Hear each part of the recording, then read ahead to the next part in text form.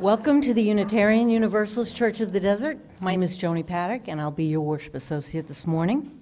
I'm filling in for our friend Bryna, who has recently been ill. As I think you know, she was in the hospital, but hopefully she is home resting comfortably and recovering. She had originally invited our guest speakers, and she is very sorry that she's not able to be here to welcome you both. It's my great honor and pleasure to welcome back to our sanctuary two remarkable women, Laura Meeks, to the left, well, to your right, I guess, and her wife, Annie Meeks. If you missed them when they visited us pre-COVID, you're in for a real treat to hear them both speak today. Let me tell you a little bit about each of them. Laura Meeks is a transgender woman who shares her life with the spoken word. Laura is an author working on the final draft of their story, quote, Major Transition, Loving Without Limits. Laura served our country as a career U.S. Air Force pilot and retired as a major in 1995. After retirement, she became vice president of the family business Think Q Inc., a consulting firm. Retired, she continues her spiritual journey when she's not flying her flight simulator. Marianne Meeks, a.k.a. Annie, is a career executive and business owner. Her first career was as an officer in the U.S. Air Force, and she retired in 1999 as a lieutenant colonel. After military retirement, she and Laura formed a successful multi-million-dollar consulting company. She then went on to become a healthcare executive in the California state prison system. She's a skilled leader in both the military and in business. She's a mother of 3 children, a grandparent of 2, and a dog mom to 4 dogs. Welcome, Laura and Annie, and thanks so much for coming back to be with us this morning. Now, as we begin the service, we want to acknowledge that we are on the historic homelands of the various bands of Cahuilla people, and we honor the unique relationship that we hope emerges between our community and the indigenous people and their traditional territories. Let this acknowledgement serve as a reminder to recognize, honor, reconcile, and partner with the Cahuilla people whose lands and water we benefit from today. And in this congregation, we welcome all people of all sexual orientations and gender identities, all ages and sizes, people of all economic statuses and professions, of all physical and mental abilities, people of all races, ancestries, and cultures. We welcome you wherever you come from, whoever you love, whatever your immigration status or civic engagement. We welcome all those who will learn and grow with us as we commit together to embrace the rich and beautiful diversity of the world and to build a community centered in justice, compassion, and love. You are welcome here, and we're really glad you're with us this morning.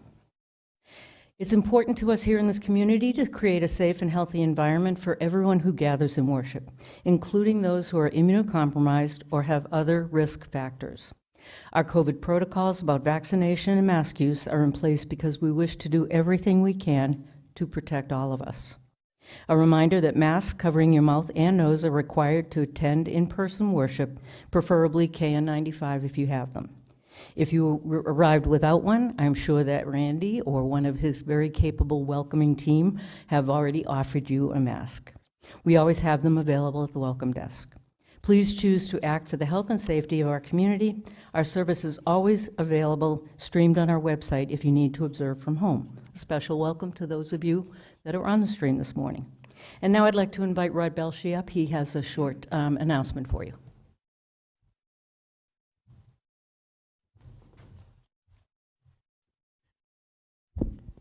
Just a real quick plea. So for the AV team, we have had a number of people over a number of years, and guess what? After a couple of years, a few of them have decided to pull off to other roles, which is great. That means we're a bit skinny, and we really need some volunteers fairly desperately. Right now, we have the same people every month, and that's a little too skinny. We like to share the load. It is a ton of fun. Is that true, Bill? That's true. It is simple. That's true, Cheryl? Definitely. Okay. If you can turn the volume on your car radio up and down, okay? Most of you can do that, all right? You can do Cheryl's job. If you can pull up a Microsoft Windows or a whatever thing of all of the photos and click and get a photo to show up big, you can do Carol's job right now. Okay? So the most typical answer I get when I ask people is, oh, it's too technical, I can't do it. You can't make a picture show up on your screen or turn the radio up and down. I don't buy it. Okay? Come see me. I would just add that Rod has done a tremendous amount. I know we've had hiccups along the way, particularly with the streaming or the Zoom previously or whatever, but Rod and the team have done a tremendous amount of work to really simplify, and one of the major steps was this weekend, and Bill was kind of bummed because he wasn't there to watch it and help. But they've really simplified the process, so it's much easier. I'm thinking I might even be able to do it, but I'm kind of busy with this stuff and other. One more announcement. I think most of you have heard or read about our Bingo Bash, which kicks off our stewardship drive.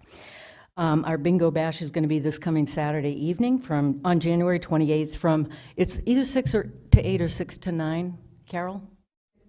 6 to 8, okay, great, thank you. It's really a lot of fun. I'm sorry that we can't be there, but we have a previous engagement.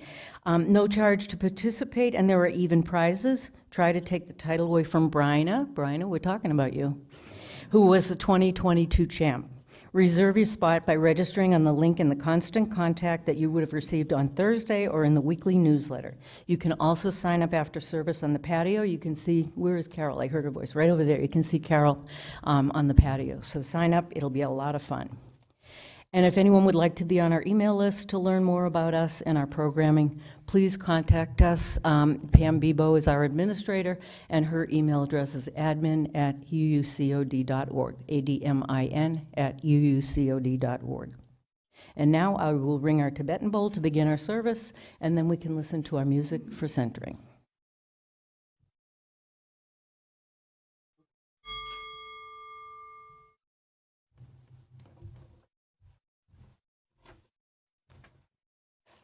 Good morning, everyone. I'm Annie Meeks, as you already know, and hopefully I'm speaking in the right location so that I can try to both look at you and keep my mouth affixed to the microphone. Laura is my soulmate. She's the love of my life. After almost 37 years of marriage, we still love each other a lot. And we're both truly delighted to be here and to share part of who we are with you, and we really appreciate the fact that you invited us to be here. Our foundation for today's talk, which allows us to center our story around yours, are two of the Unitarian Universalist principles.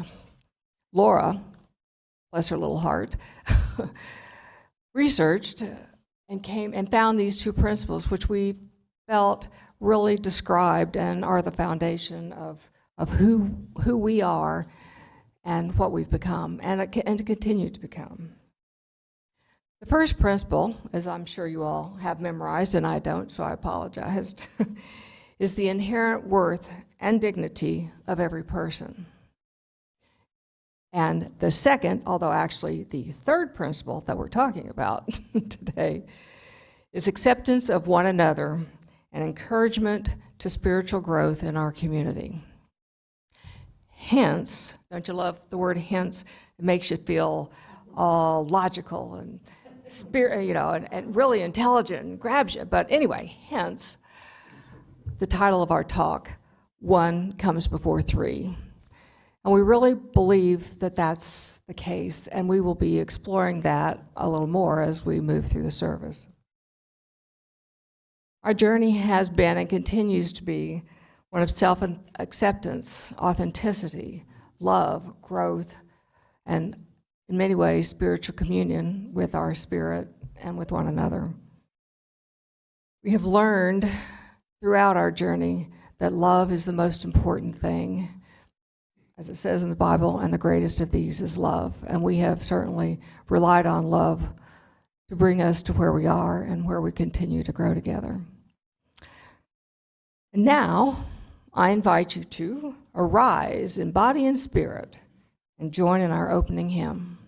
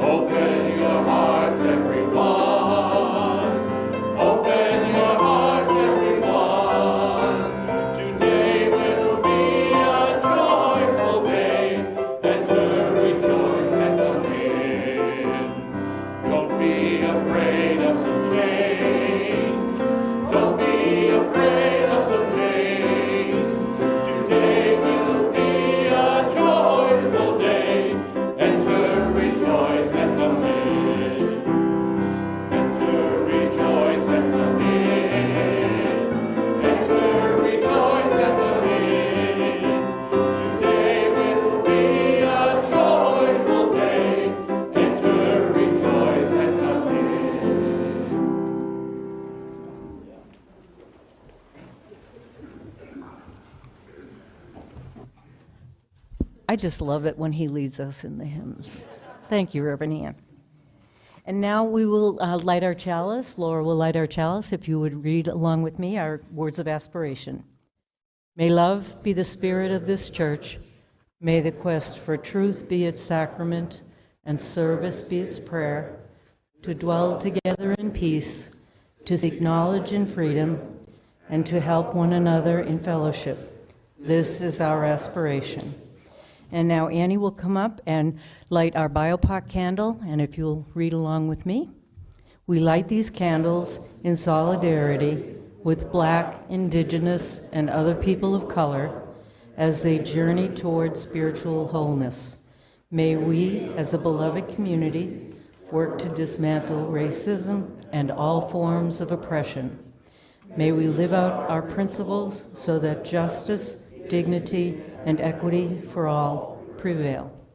And now if our ushers will come forward, we'd like to accept the offering this morning for the good work of this church.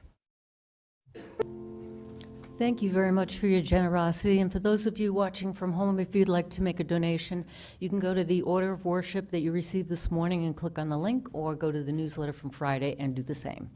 So thank you, everybody. And now I'd like to invite Annie up to do The Time for All Ages. It's From a Man's Search for Meaning by Viktor Frankl. Annie?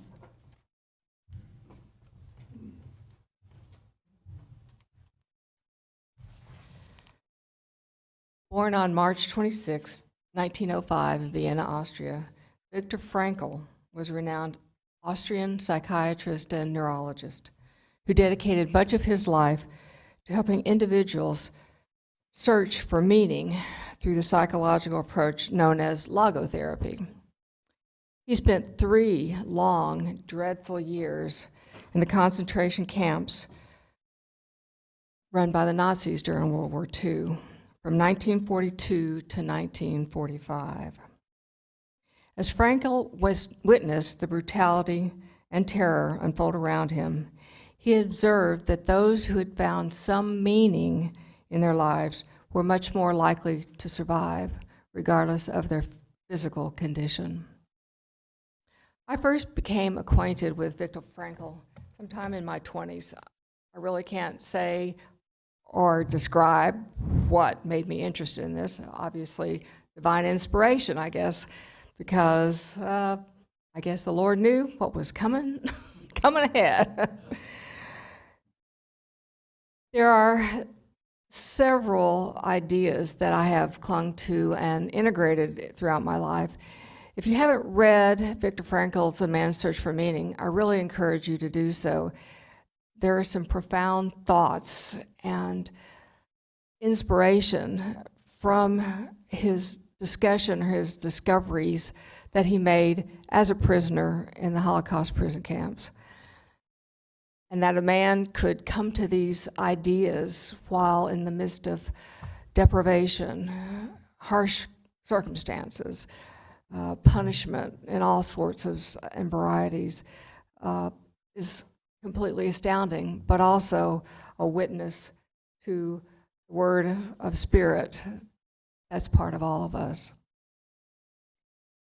Here are the ones that stand out most for me.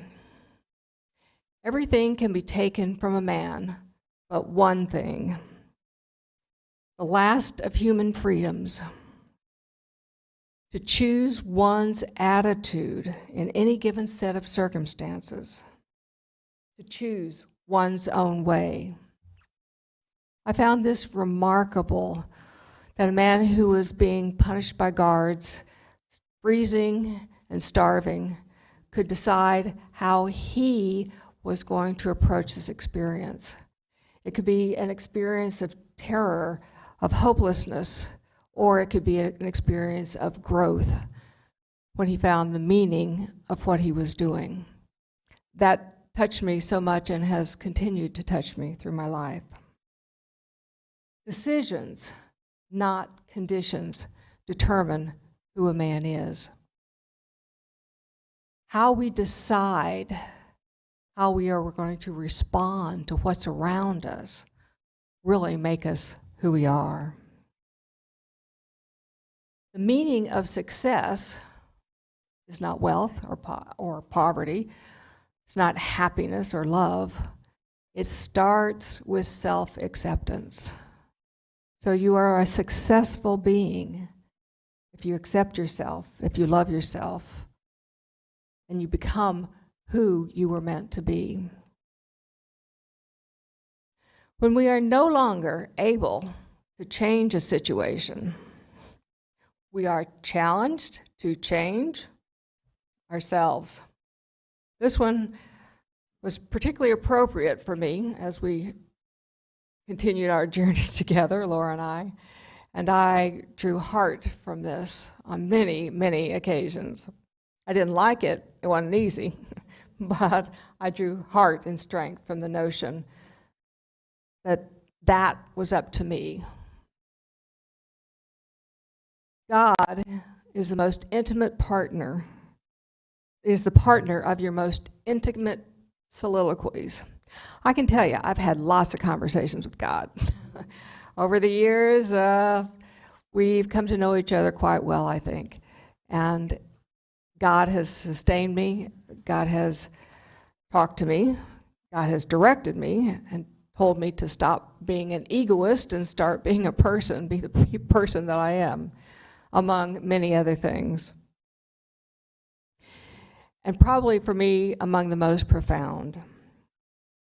For the first time in my life, he says, I saw the truth as it set into song by so many poets, proclaimed as the final wisdom by so many thinkers.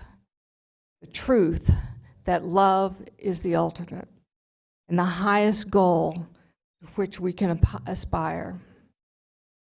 Then I grasped the meaning of the greatest secret of human poetry and human thought, and that belief have to impart. The salvation of man is through love and in love. There is so much richness of thought and feeling in this book. The insights have been incredibly valuable to my spiritual growth, my physical, mental, to my growth, spiritual, mental, and physical. In some of my darkest moments, Spirit has had that intimate soliloquy with me and reminded me that I've been given the ultimate freedom, that I'm always in charge of how I respond, not something or someone outside me. I also hear Spirit whisper very often, and the greatest of these is love, and that through love we are saved. It's an amazing conversation we have. I hope you are inspired as well.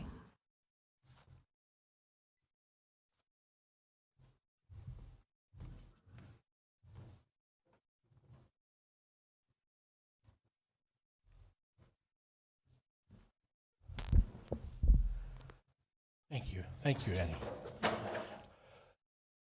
This is the time in our service where we pause and remind ourselves that we are here as a community, that we are here together to grow and love and challenge and support each other. These are the joys and sorrows shared with our community on this beautiful, cold, bright morning. Ginger lights a candle of concern for Margaret and Sandy and their son Matt. Matt had a stroke last night, and so Margaret and Sandy are with their grandchildren, and they are sending love. Ginger is sending love and prayers to the family and to the doctors. Ralph Parker lights a candle of remembrance for his friend of 59 years who passed away on Friday the 20th at 78 years of age. I rejoice in being his friend, he says, and serving in the air in Korea with him for a year. Candle of deep sorrow for the victims of the mass shooting in Monterey Park last night as they celebrated the start of the Lunar New Year. The candle of thanks to Dave Emerson for the beautiful new landscaping by the front ramp. Friends, will you join me in a time of prayer and contemplation? Spirit of life, fire of love, God of our broken and still shining hearts, we gather together today.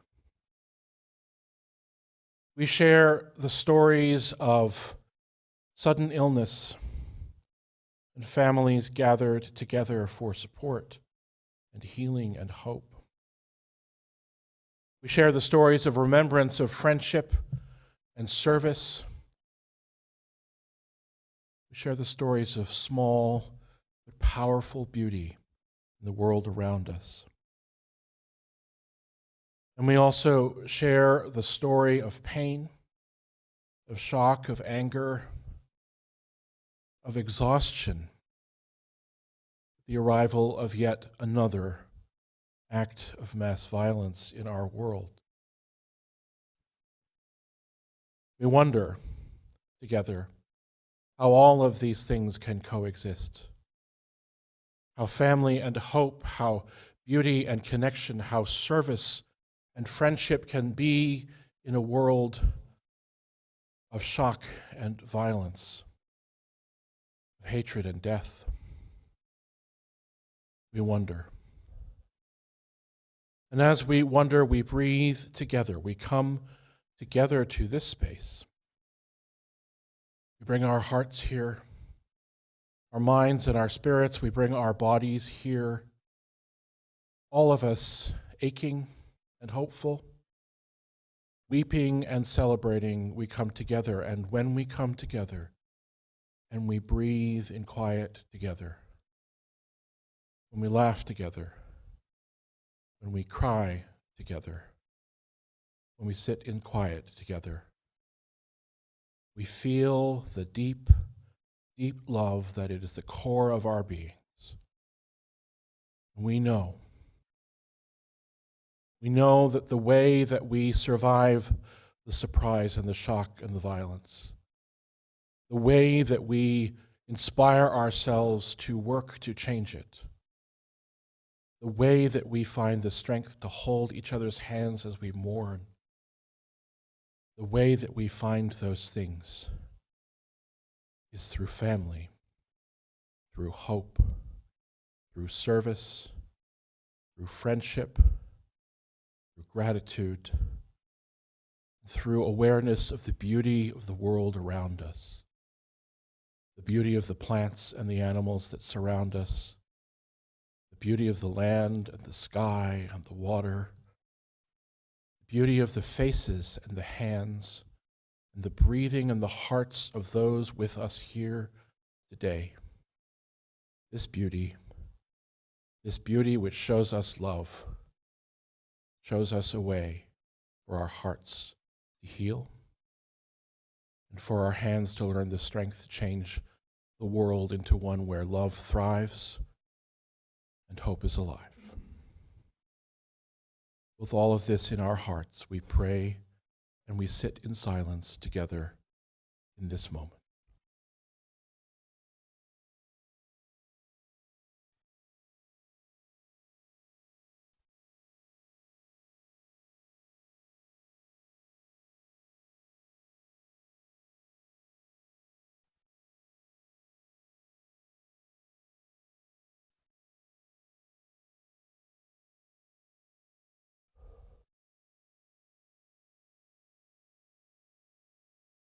May all beings know peace. May all beings know an end to suffering. May all beings know love.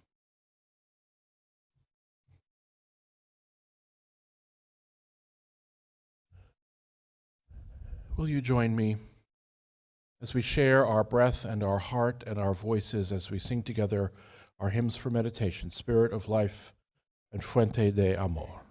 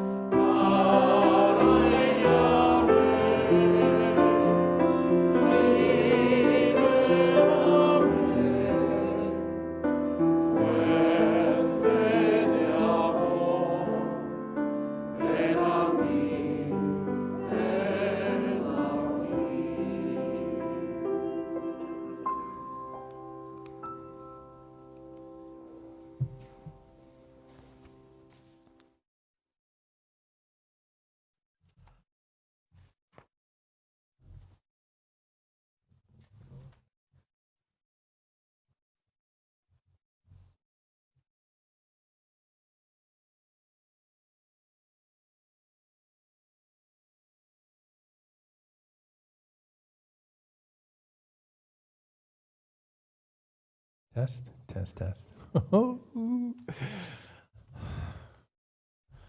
Welcome, I welcome you all. Thanks for inviting us. My first question that I often ask myself, is it wrong?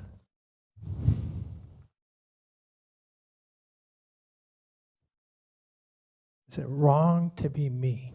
Is it wrong to be me? I spent a lot of time grappling with this idea of if it's wrong to be me, and I have concluded, as maybe some of you have, that it's not only not wrong, but it's crucial in the world that I become the best me that I can be. And as many of you know, that sometimes conflicts with how society views me. So this is a struggle that I've had. Short version of Annie's and my story. Annie and I met in a military school. We fell in love. We had a long-distance relationship, and eventually we got married. We were about halfway through our careers. We were 20-year veterans, so we were about 10 years in.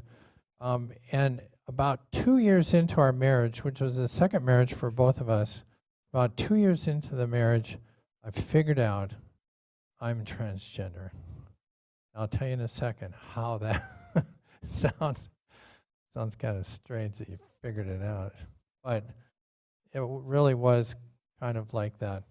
And for the next 20 years, Annie and I spent grappling with this issue. And as Annie said, we've celebrated 36 years, almost 36. I'm rounding up. But in the end, I have to tell you this, I couldn't be happier. The transition that I have made was absolutely the best thing for my long-term health and for my best welfare. Annie and I talk often about our relationship as being that of soulmates. And I have to tell you that when we get together, when we first got together, it was a feeling like no other. Some of you have had the pleasure of meeting people at the soul level, but that was what it was like for Annie and I. So here's how I figured this out 2 years after our marriage. It was a crazy day. Annie and I were in the Air Force, and in our first 2 years of marriage, she was in Japan. I was on the island of Guam, 1,200 miles apart. That's togetherness in the United States Air Force. I was very much into computers. Computers had just started. A lot of you are my age or so.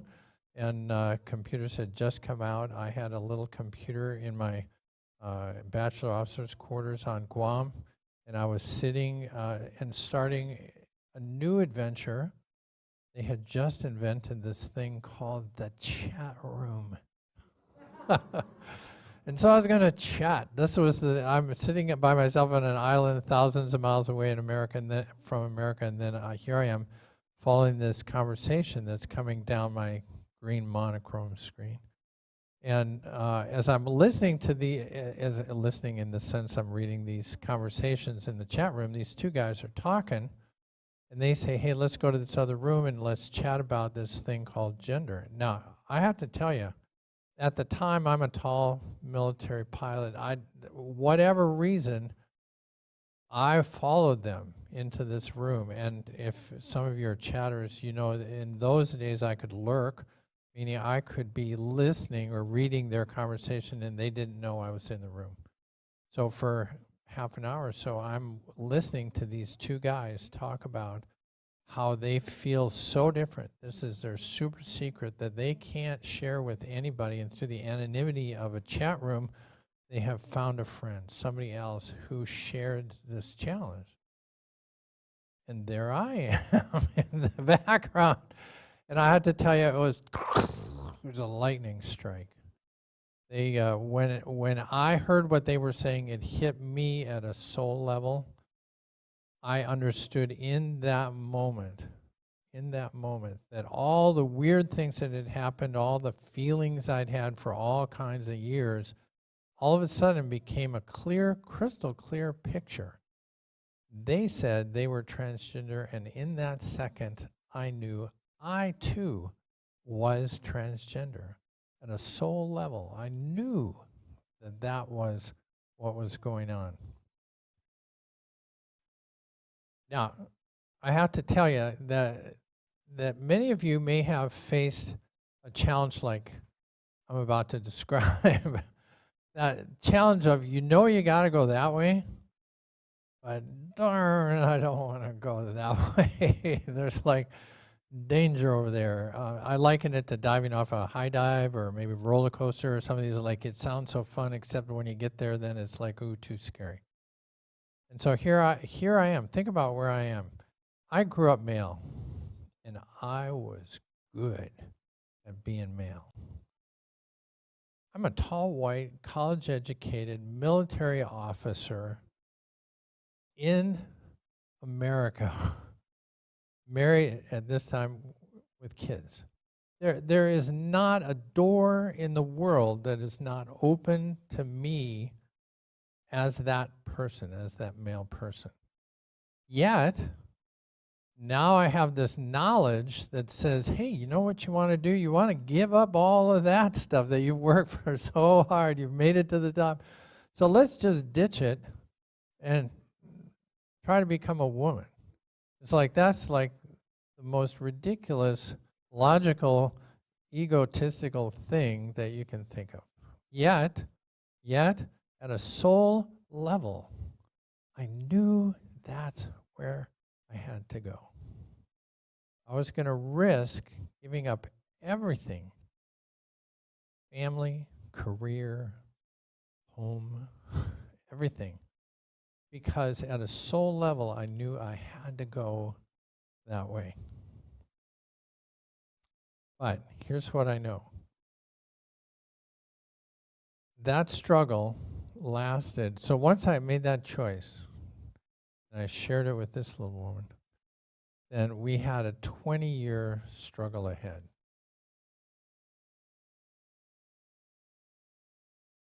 The challenge was I couldn't make a lot of advancement along that path until one thing happened, and that was what Annie alluded to before, self-acceptance. I had to come to a spot in my life where I accepted who I was. I knew it in my heart, but I had to accept it. So how does that happen? For me, it happened in, sometimes things strike you like lightning. This is another one of those times. Annie was stationed at the Pentagon. I was working in the Washington, D.C. area. I'm on the Beltway. It's early morning. I'm driving to work. It's totally stopped. 4 lanes, totally stopped. I'm in my van, and I had this idea. And so here's what I did. I looked up, and I readjusted my rearview mirror so that I could see myself, my eyes, eye to eye. I could see myself. And I looked around to see if anybody was looking at me. And I said this. I said, Laura, you're a transgender woman, and I love you as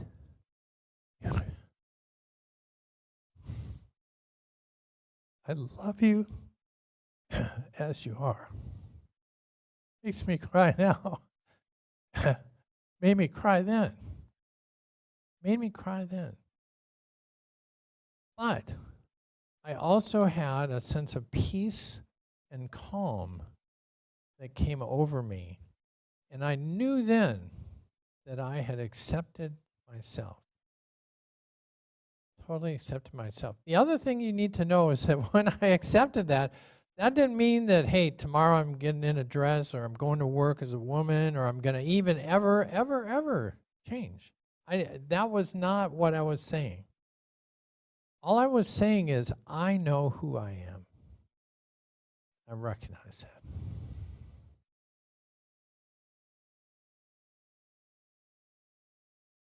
That started a journey of 35 years or more. Annie and I have many stories along this journey, which we're not going to share right this minute. But I do want to introduce this soulmate. Humbly, my wife, Annie. Thanks, darling. Am I on? Can you hear me? Okay. So, I grew up in a small town in Oklahoma, Moore, Oklahoma. And this is the age that I graduated from high school in 1972. And I was literally boy crazy. Romance was what I was after. I was going to find my Prince Charming. We were going to get married and live whatever happily ever after is. That's not defined or described, and nobody says this is what it is, but I knew that was my path. Unfortunately, most of the rest of the world didn't recognize it. I was not the femme fatale of my high school or of college. Somewhat the reverse. I was one of those what they call now geeks, although I didn't do computers then because that was way before we had computers. I was the smart person. Cute and sweet and smart is what my yearbook said. I got so tired of that phrase, cute, sweet, smart. I was like, yuck. Anyway, I was a great girl friend. That's not girlfriend. That is a friend who's a girl. I had lots of guy friends. I heard stories of their romantic challenges. I never got to tell mine. Why? Why? I don't know. But I was looking for Prince Charming. It took me a failed romance, which resulted in horror of all horrors in the 1970s, a child outside of wedlock.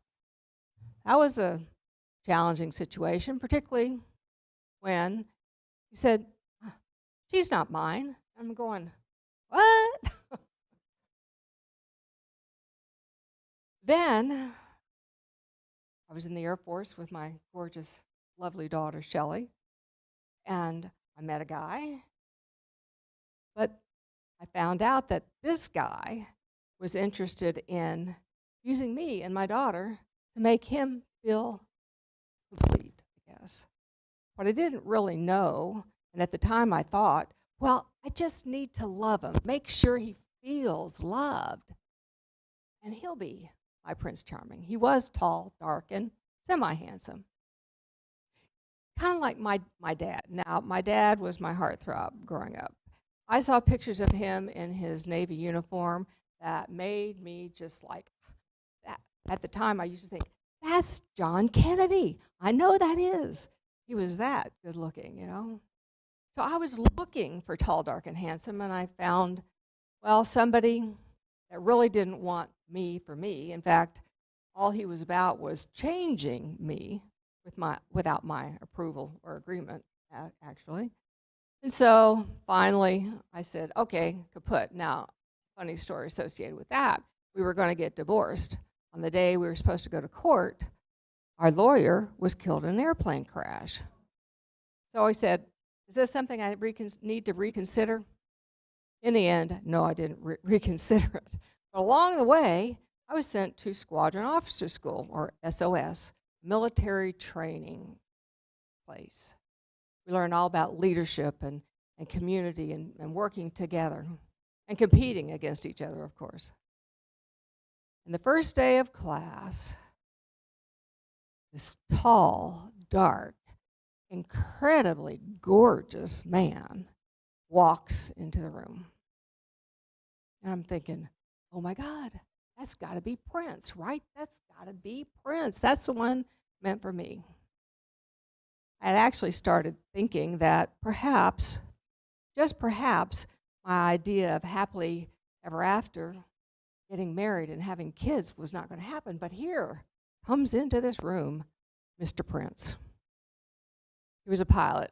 Now that was against him, okay? I mean, pilots' ego is one of their strong character traits. And self-assurance and the knowledge that they and only they can lead the world, especially the Air Force.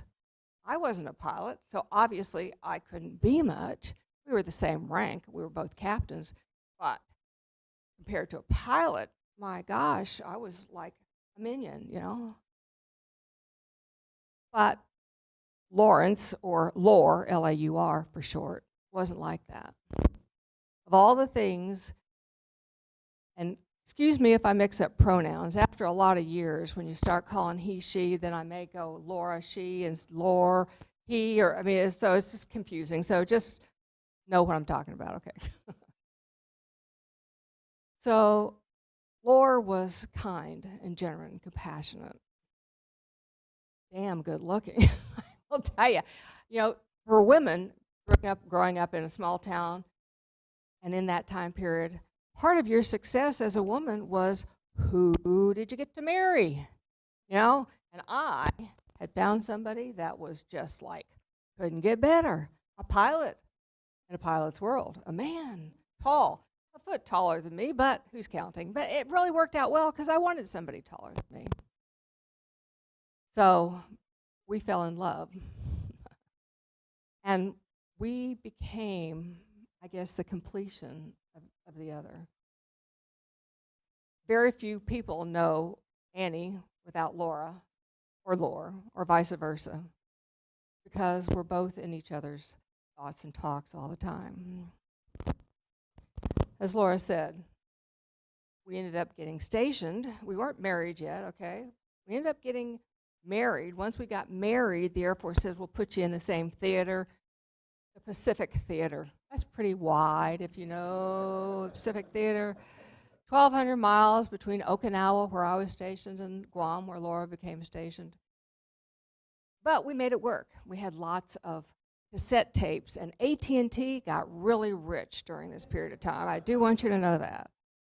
Part of what we did was write stories to each other, sexual fantasies and stuff like that, which, you know, it's pretty important when you're spending 2 years apart.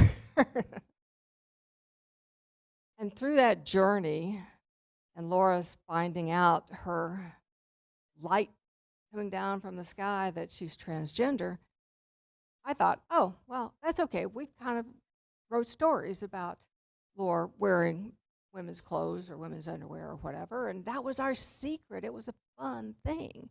So transgender didn't really mean that much to us at that point in our life. Well, move forward to 1995 when Laura retired, started growing her hair long. Okay, that was okay. I mean, she has great hair. You know, I really wish that I had been blessed with that hair, but she got that hair.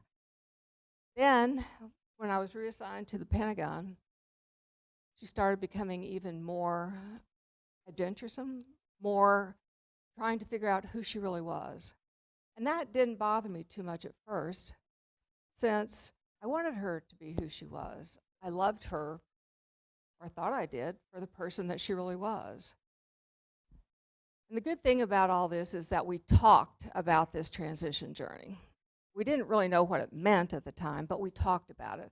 And we agreed that neither of us would take a step beyond what the other was comfortable with. Sometimes Laura wanted to move a whole lot faster than I was comfortable with. Sorry, stepping out of the boundary. Oh, well. And other times, I'm sure she felt that I was just being a tortoise trying to drag her behind. But we made changes through hair growth, through her dressing or trying to dress as a woman inside her house, and through beard extraction. I will use that as an extraction. It really is an extraction. It's not removal. It's like tearing the hairs out of your face. You ended up with a bee sting face. It was just really swollen all over the place. And then she started taking voice lessons to help her lower or raise her voice to be more feminine sounding. And at this part, I'm really becoming challenged because where's my prince? Has she turned into a princess, and am I okay with that? I don't know. I knew that I was a very heterosexual woman, okay? The idea of becoming something different without really knowing what that meant was very distressing. I can tell you I spent a lot of times in the bathtub at night, the lights off, the door closed, towels pressed underneath it so that she couldn't hear me crying. Because how am I going to deal with this? The thought of staying was really challenging. The thought of us not being together just tore my heart out. You know, hence the tears. I mean, I probably could have filled a bathtub several times over with all these tears. And I didn't want her to know because that would hurt her tremendously. She went through a period of short skirts and long blonde wigs. That's what we used to call the teenage years. She finally, fortunately, got over it. And she grew to becoming the person that she was, but she wanted to get out more. She wanted to be in the community more. We were living in Northern Virginia. Not so accepting a community at the time. And I was afraid. And yet, I kept saying, she's accepted herself. How can I do anything less? And what does that mean to me? I have to accept myself and who I'm becoming. And remember Victor's quote that when you can't change a situation, you have to change yourself. And that's when I began to change and to recognize that it was in me, not outside in the world, which I was so conscious of previously, but in me. I had to change. And I could, and I did. And it's been the best journey of my life. For me, it was more Laura's self-acceptance allowed her to share with me, allowed me to have self-acceptance, which allowed me to share with the world. So I hope that this has given you some food for thought, and now you know why 1 comes before 3, right? Self-acceptance is the first step, and then you can share with others. Thanks so much.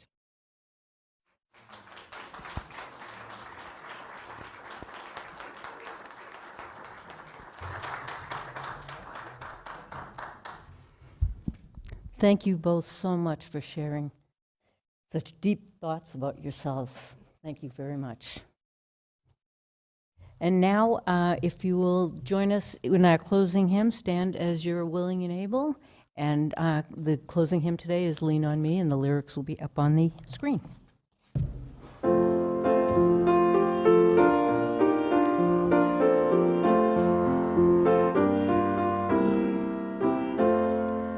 Sometimes in your lives, we all have pain, we all have sorrow, but if we are wise, we know that there's always tomorrow. Lean on me when you're not strong, and I'll be your friend. I'll help you carry on, for it won't be long till I'm gonna need somebody to lean on. Please swallow your pride if I have things you need to borrow, for no one can fill those of your needs that you won't let them show. Lean on me when you're not strong. I'll help you carry on, for it won't be long till I'm gonna need somebody to lean on. If there is a load you have to bear that you can't carry, I'm right up the road. I'll share your load if you just call me. Lean on me when you're not strong, and I'll be your friend. I'll help you carry on, for it won't be long till I'm gonna need somebody to lean on. Just call on me, brother, when you need a hand. We all need somebody to lean on. Just might have problems that you understand. We all need somebody to lean on.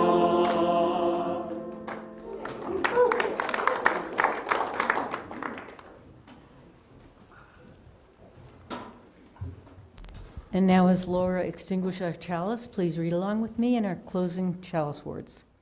We extinguish this flame, but not the light of truth, the warmth of community, or the fire of commitment. These we carry in our hearts until we are together again.